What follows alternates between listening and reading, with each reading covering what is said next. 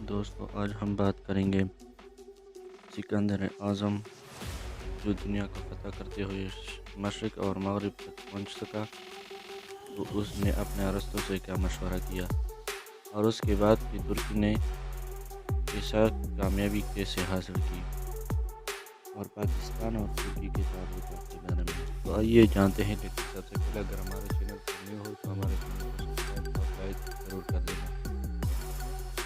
ترکی میں خلافت کا دور۔ علامہ اقبال نے یہ شعر پیش کیا جو ترکی کے بارے میں کہا تھا کہ ادھر نہ دیکھ ادھر دیکھ، اے جوان عزیز کے بلند زر و دروں سے ہوا ہے فوارہ۔ نبی کریم صلی اللہ علیہ وسلم کے وصال فرمانے کے بعد خلافت کا دور شروع ہوا۔ صحابہ کرام میں حضرت ابوبکر، حضرت عمر، حضرت عثمان، حضرت علی، حسن، معاویہ اور عبداللہ بن زبیر کے بعد یہ سلسلہ تابعین، تابع بنی امیہ اور عباس سے ہوتا ہوا عثمانی ترکوں کی طرف سے خلافت عثمانیہ کے ساتھ 22 رجب 1924 تک قائم رہا۔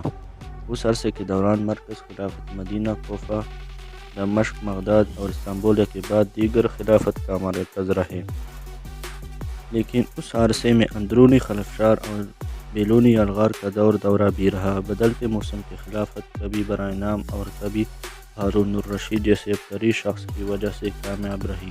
خلافت نے ایسا ہی دور دیکھا کہ خلافت سے منسلک مگر اندرونی با اختیار ریاست مرکز سے بھی طاقتور ثابت ہوئی۔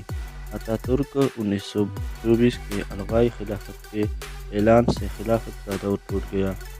خلافت کے خاتمے کے فوراً بعد سعودی عرب کے شاہ عبدالعزیز آل سعود نے عالم اسلام کے رہنماؤں کو ایک بین الاقوامی کانفرنس میں بلوایا، جس میں امت مسلمہ کو مضبوط رکھنے کے لیے منتظم سازی کی گئی، لیکن یہ سلسلہ بھی نہ چل سکا۔ اس کے بعد شاہ حسن ثانی، شاہ فیصل اور پاکستان لیڈر ذوالفقار علی بھٹو کی کاوش سے OIC کے نام سے حلقوں میں اس کی سنوائی بلوائی ہونے کی وجہ سے اس OIC کی بجائے اسلامی تنظیم کانفرنس کا نام دیا گیا، مگر اس کی حالت ایسی تھی جیسے مریض کی حالت روز افروز صحتیاب ہونے کے بجائے مزید مرض میں مبتلا ہونے کی ہوتی ہو۔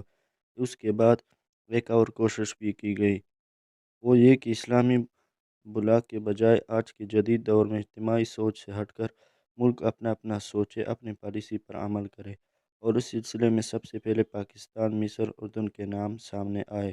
سکندر اعظم۔ اب سکندر اعظم کی بات کرتے ہیں دوستو۔ سکندر اعظم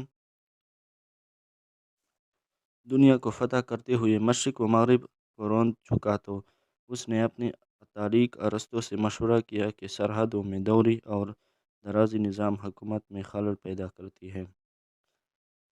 ارسطو نے مشورہ دیا کہ آپ قابض علاقوں پر حکمرانی کی فکر نہ کریں، بلکہ ان کو چھوٹی چھوٹی ملکوں اور ریاستوں میں تقسیم کر دیں اور ان کی حدود بندی کر دیں، اور ان کے سربراہوں کا بھی ایک ایسا نظام ترتیب دے کہ ان کا اقتدار میں آنا، اقتدار سے جانا آپ کے ہاتھوں میں ہی ہو، یعنی گورنر سسٹم بنا دیا جائے۔ یوں آپ کو پورے علاقے پر نہیں بلکہ چند افراد پر حکومت کرنی پڑے گی، باقی کا نظام آپ کے ماتحت دیکھیں گے، لیکن اقتدار کا اعلیٰ منصب اور کل اختیارات آپ کے پاس ہوں گے۔ یہاں سے ہی گورنر، وزیر اعلیٰ، میئر کا دور شروع ہوا، اور ارسطو کے مطابق اندرونی جھگڑوں کا باعث پرست منتخب نمائندے کریں گے، اپنے تمام تر معاملات میں آپ سے رجوع کریں گے، پھر جو نقشہ آپ انہیں دیں گے وہ ان پر ہی چلنے کی پابند ہوں گے۔ اس طرح یہ لوگ آپس میں لڑتے رہیں گے، آپس میں ایک دوسرے کے لیے شیر ہوں گے، لیکن آپ کے سامنے یہ بکری بن کر رہیں گے۔ عالم اسلام کے لیے ہنری کنسنجر نے یہ نسخہ آزمایا تھا۔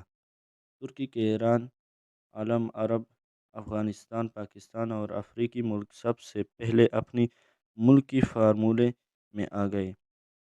ان میں سے کچھ نے تو اس انداز سے کامیابی کے جھنڈے گاڑ دیے تھے جس کی بنا پر عالمی بساط والوں کو ان کی کامیابی ہضم نہ ہو سکی، اس لیے انہوں نے ترقی کرنے والے ملکوں میں لاقانونیت، فرقہ واریت، تعصب، لسانیت، صوبائیت کی فرستی بیماریاں لگا دیں جو آج تک قابو میں نہ آ سکیں، لیکن ترکی نے ثابت قدمی دکھائی۔ انقلاب بھی